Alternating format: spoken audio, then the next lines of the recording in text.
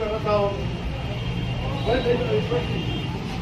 एकीकडे भाजपाने संविधानाच्या विरोधात बंड पुकारले आहे, तर दुसरीकडे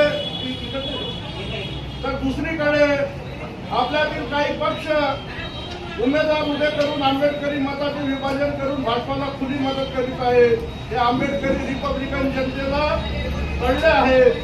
आतापर्यंत अनुभव पाहता माणिकराव ठाकरे यांनी सदैव संविधानाच्या रक्षणासाठी रस्त्यावर उतरून संघर्ष केला आहे।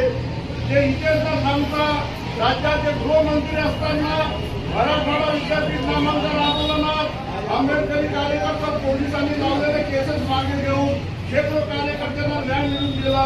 ते इतिहास सांगता संपूर्ण भारतीय जनता पक्षाने धुमाकूळ घातला असता त्यांनी आपल्या कर्तव्याचा ठसा उमटून तेलंगणात काँग्रेस पक्षाची सरकार स्थापन करण्यासाठी ठोस उपाययोजना केली होती।